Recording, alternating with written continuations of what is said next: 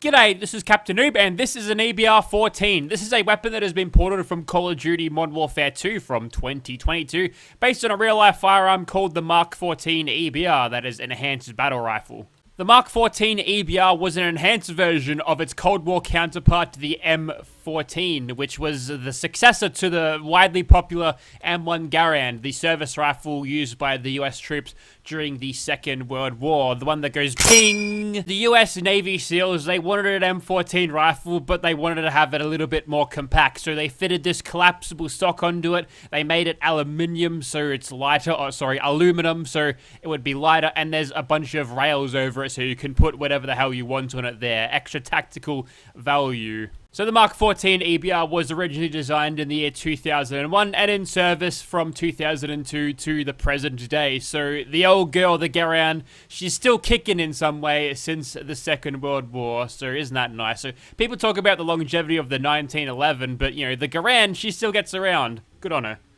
And the best part about having a Garand this late into its life cycle is it's got no teething problem, so it won't bite your thumb off when you try to reload this. Even better. Okay, back to the mod. So this thing features custom sounds, custom reload animations, everything you could ever want out of your COD port. It's also selective fire, just like the Mark 14 in real life, so you can have a full auto, full power cartridge battle rifle, which is awesome. The recoil is going to be a bit strong, but you're firing 308s, which normally this thing would fire big 7.62 full-powered NATO cartridges, but 308, near enough is good enough. That's fine. Let's get into the attachments. First of all, we've got the magazines. You can have a 10-round magazine, 20, or 50. If you want to go full auto with this thing, then there's no reason not to put a big old 50-round drum on this thing, so sure, we'll start with that. Also, it has different sounds depending on how you attach the different attachments. I've got different attachment sound. Listen.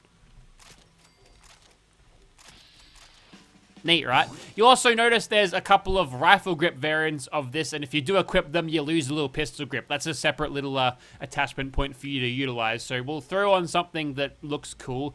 That one, why not? And then we'll find our pistol grip, which is not that one. Here it is. So you can have these different ones. These are all COD, got the generic sort of probably non-consequential descriptions about them, but it's there for flavor. That's nice. So read them if you feel like it. You got to pause though, and you can throw a rail on the top that will allow you to attach some optics onto this, such as aim points and all of these other COD home brand names where they don't get sued. The scope appears to be missing there, and there it is. I just downloaded the latest update, you understand. So yeah, it's working now. Isn't that great? Ooh, it's got like a honeycomb little texture on the end of that scope. That's kind of neat. I don't know how that practical that is, but it sure looks cool. Anyway, so we'll find ourselves an AeroTech. Something close range for this would be ideal, I think. Perfect. This SZ Lone Wolf optic looks just like an AeroTech, but not one. It's legally ambiguous enough to get it through. To hasten up your reloads, you can attach Sleight of Hand to this. For gun nut rank 2, faster reloads, pretty simple, no-brainer there. Now, you can put on little extra attachments. This is your muzzle attachment here. You can put a suppressor on it if you feel like it, muzzle brakes, and compensators as well. You get a little bit extra damage out of the suppressors thanks to Ace Operator. So we'll chuck on the Zulu 60 down the bottom there. Under your barrel, you can attach an assortment of foregrips, angled grips, stubby grips, grip pods, apparently. Neat. And there's also, yes, bipods as well, either folded or collapsed, which is kind of cool. For that snipery feel, you can have a very long scope, a big scope and a bipod at the bottom, just for that extra little bit of tactical look about it. We'll go for a foregrip on this one. That one looks Battlefield 3-esque, so suppose we'll throw that one on. And next we go over to this attachment, which goes over the other side of your rifle, but this is an attachment site for laser sights and also flashlights. Very nice, very tactical. There's some green ones, there's some red ones, there's no blue ones here apparently, so we'll go for a 1 milliwatt laser box. That's what it's called. Makes my hipfire accuracy better, makes sense. Very useful. I've used these things in Fallout 4 VR, and let me tell you, they are so useful. Laser sights, you just point at your gun at something at close range, and it's easy to just shoot them. Next, we've got the different types of ammunition. 7.62 NATO is your standard, but you can also have armor piercing. So if you're using this thing on a commando playstyle, you can get a little bit of that armor penetration where you would normally miss out if you weren't using Rifleman, frangible, which gives you what? Delays temporarily healing. Hearing as well, maybe if you shoot them in the air, but that appears to give you a little bit more damage. High velocity to increase your range, so very good for sniping, holds your damage and VAT's accuracy over range a little bit better. Hollow point just gives you a flat damage increase, which is nice. Incendiary appears to give you the most amount of damage boost because it gives you a bit of Skyrim flame damage on top of it, so yeah, that's pretty good. You lose a little bit of range compared to the standard 7.62 NATOs, but sure, I think all of that extra damage would be very useful. There's also overpressured here, which will give its hotter rounds, apparently. Overpressured compared to high velocity. It seems like a worse version of high velocity, to be honest, so that's interesting. But yeah, there we go. We'll throw on the incendiary version, and now we'll go over to the barrels. We've got a 22 Factory 14. There's also a Boremaster barrel, which gives you a nice little chrome lining there. Very neat. Will give us a little bit extra range with that. There's also options for shorter barrels as well, if you feel like a more compact type of EBR-14. So there's an option, but honestly, go for as much range as you can all the time because it's just more damage over range. It's better. Next, we've got to the receivers. Advanced receiver gives us the best damage per shot, so no reason not to chuck that on. Notice how it says you get extra damage from the energy thing, or the not the Skyrim flame damage, but that doesn't actually change at all. That's funny, but yeah, that's very strong. And we can also have the fire selector on this thing changed.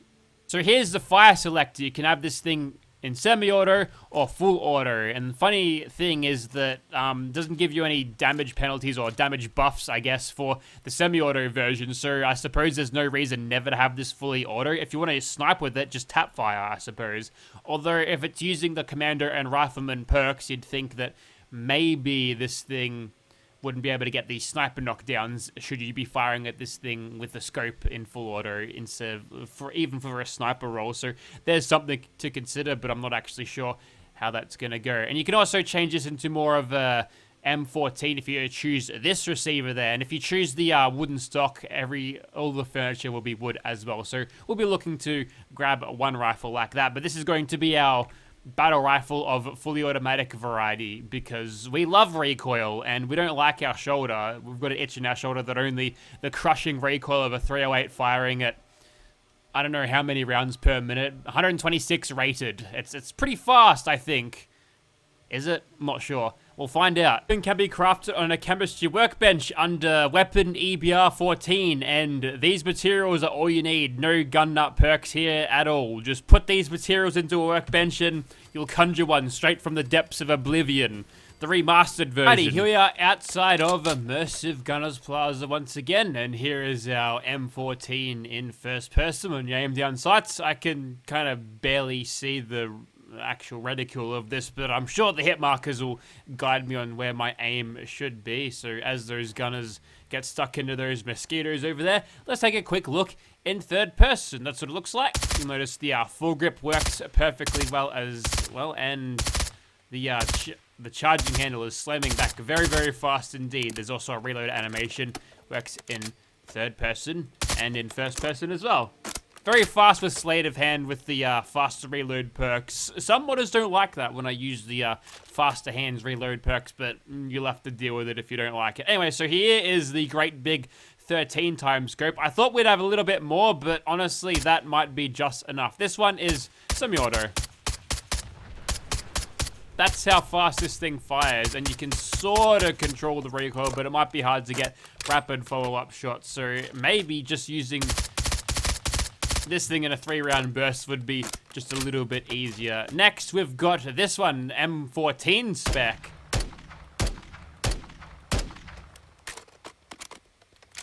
Nice. I like the punchy sound to it. Very good. The COD designer did a pretty good job there. And here is an automatic version without a suppressor. Yep. Seems pretty loud, so yeah, I might have to talk over this thing. So let me just check if it's too loud. Nope, we're all good. Yeah, Alpaca did a good job at making these sounds pretty much equal with the sounds that are already in the game. So yes, good job for that. Anyways, let's begin sniping, shall we? Bit of VATS to start off with. Maybe I'm a bit rusty. We'll see if we can get a sniper knockdown shooting at these guys. And It's odd. I feel like I'd be getting more damage right now for some reason. These are 4.4 times sneak criticals. So I'm getting this thing's full measure of damage, and we should be getting all of it because, well, we've got the high velocity rounds in this thing, and the barrel is the longest it can be. So, okay. I thought we'll be getting a little bit more damage out of this thing. I suppose we could just do this instead. That's much better. Now I just sort of can't really see them. Now that they're getting closer, though, hitting them for way harder. Oh, I'm using the Skyrim flame damage. Yeah, this one's a lot stronger, as you can probably tell. So lesson learned, always use the Skyrim fire damage version of this thing, I suppose. The AP usage on this thing is pretty good too. Ah, someone's destroying my sneak criticals. That's not good. Just wait for that traffic light to get out of the way. And now we should be getting sneak criticals every time, right? Or regular criticals. If not... That was alright. I feel like this thing's doing quite well for what it is. In terms of its damage versus like a combat rifle, I think we'd be seeing similar amounts, so I'm sure that's all fine. But this thing really gets going if you put an auto receiver on it, especially when you're getting sneak criticals, multiplying all of that fire damage. So let's run in there. It's time for there we go. These full powered rifle cartridges firing at way over 600 rounds per minute. We might be pushing 750 to 800 rounds per minute with this thing, which is kind of crazy. Also, there was a tumbling something over there for a second. The local deer population getting quite ornery. Don't move. It's all right. Now I've got a friend. Ready, little guy? he sat down for a second. A little bit You kill. Little bit of annoyed. I'm done with you. Now let's see what happens. Get him. You got two heads there. Headbutt him twice in a row. Whoa, down in front. Whoa, that one's got a missile launcher. Okay, let's stop messing around. Let's use this one. M14, baby. There we go. Now, are you going to aggro if I switch weapons with the number pad? No. I should probably address this missile launcher guy. Wow, I just got punched in the face by an invisible person. Where are you? Oh, you've got the missile launcher. It was an RPG, as it turns out. And there's a Soltron around here as well. It's a battle royale. Mysterious stranger. Oh no, my deer. My buck, in fact. Well, that was fun while it lasted. Maybe I need more allies. I won't take these Rust Devils because you don't quite know their level. You. Don't move, soldier. Wonder if this thing would be better on AP usage since we're using iron sights. That's not too bad. Seeing the head explode in slow motion like that was pretty neat. That's a legendary Rust Devil. Take a little bit of killing with this thing. Let's go over to our full auto one without the suppressor. I think that the incendiary rounds are a little bit overpowered because, well, maybe it's just the automatic version of this thing not having any penalties when you actually use it in its auto form, because that's a whole balancing thing. You could argue, sure, the same cartridge is realism and all of that, but why would I ever use a semi-auto one ever when my auto one is just crushing it like that? Don't move, soldier. Honestly, bad choice. And a door breach maneuver here.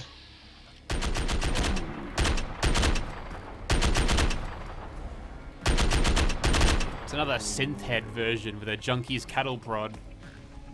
Okay, that worked out pretty well. So yeah, the incendiary one appears to be the strongest one, so always equip that if you want perfect damage. But you can definitely do a good job without using that as like a crutch. But yeah, it's a pretty cool weapon. Honestly, in terms of its performance versus a combat rifle, I think it's similar enough to say that it's all pretty well balanced. Time to put Swan to the battle rifle shaped sword. So first of all, we'll kill that thing. And then we'll just hammer him with rounds for ages. And, oh, he's aggroed to something over there. Don't know what it is, but he's dead now.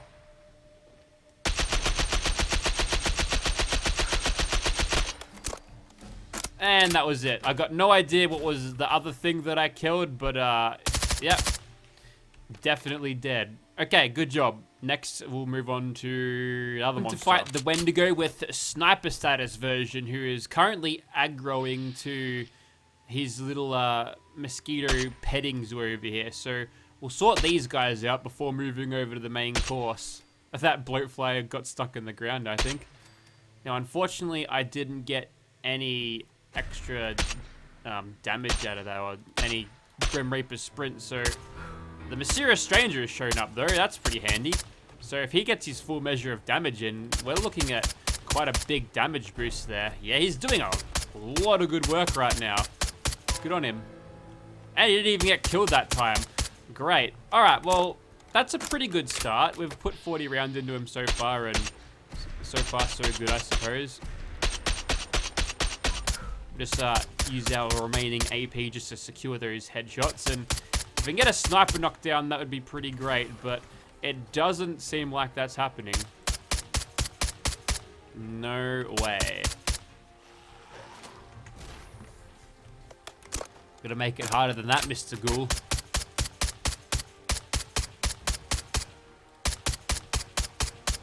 So that's with Ace Operator. If we remove Ace Operator, 89. It's not a huge difference, but...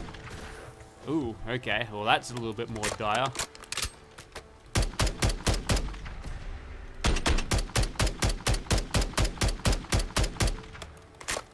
Yeah, this one's going to go down to the wire by the looks. I can't allow another single hit on me because that would mean instant death. So let's get a couple of these VATS criticals in just to speed this up as much as we possibly can. That was pretty good.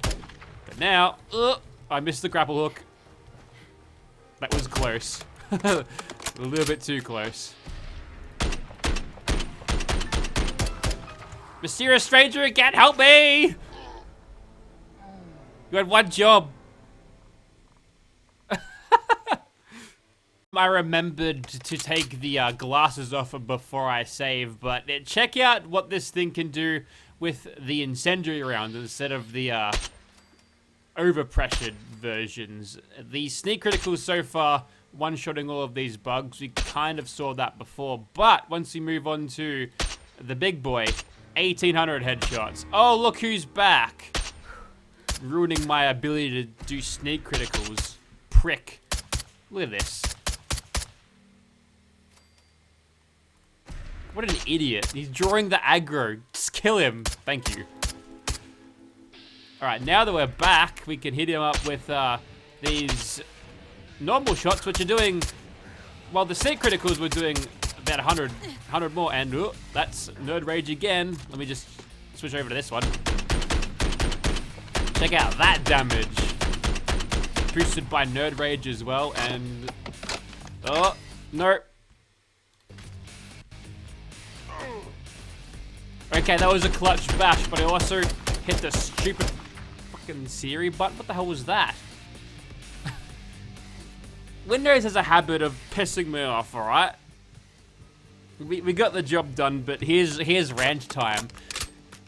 I downloaded a Windows update to keep everything up to date like, you know, everyone should. You always want the latest firmware for security and blah, blah, blah. But they keep fucking around with my settings. It killed my Shadowplay. My Shadowplay little overlay got completely deleted after the update because Windows decided, you know what? This doesn't get the power that it needs allocated to actually show up in-game, because I'm guessing the computer or the software wants me to run this thing with as little, like, environmental impact as possible. That's kind of a Bill Gates thing to do to computer. So it just set all of these things to, like, be the lowest performance possible, which means the games weren't running as good. My Shadowplay wasn't running as good. I couldn't fucking record anything properly because Shadowplay was playing up. And I sort of experienced that coming into these last couple of updates, but I found this video on YouTube. It's one of those, like, old school tutorials where they had, like, the hypercam thing, but it was all typing. It just said, hey, just go into your graphic settings and make sure it allocates maximum power for this shit. So I did that. Now everything's running smoothly, which pisses me off because I shouldn't have to go through that much fucking effort to do that. I'm not gonna, like, fuck Windows off or anything, but man, this is annoying. I'm never going to Apple. I don't want to do Linux. Like, Windows is everything I need, but fuck, it's got a habit of pissing me off. Rant over. One last monster, and yes, this leotard has some pretty cool glow maps about it. I thought there'd be more underneath the skirt, but there isn't. But I think those of you who have stuck around for this long probably won't mind that. Anyway, so there's the big mummy Deathclaw, and without stealth cheesing, we'll try to kill him. We'll spam criticals in its face and then run out of bullets very quickly. No, picking me up. Dodge. Oh, I got out of it by dodging. Great. I didn't realize you could do that. Oh, okay. Looks like the milkshake has brought all the Deathclaw boys to the yard, so we'll dispatch of them. Kill the little ones, that way I don't get staggered. And if I'm lucky, I'll be able to chain some food damage. No.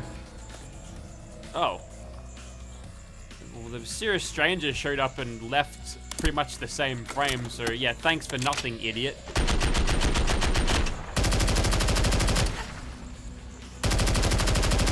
And I might be locking myself into nerd rage again, and yeah, well, that might be a shame. I keep switching viewpoints to get out of the stagger though. I ain't playing fair.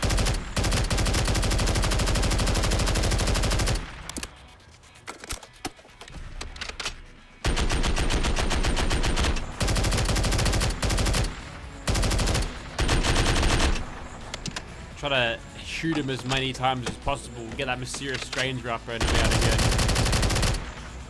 Not happening. Okay, I think I can just cheese his pathing if I keep dancing around that rock. So let's try over here instead. Now, what are you going to do about that? Oh, he's mutated now. Which means I got to do all that health bar again.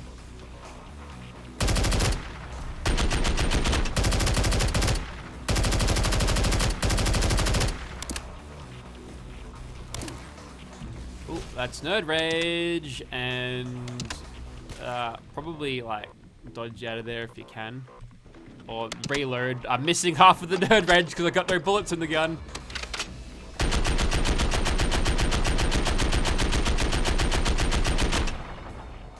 Well, as it turns out, it didn't matter. We got the chop cut on him again.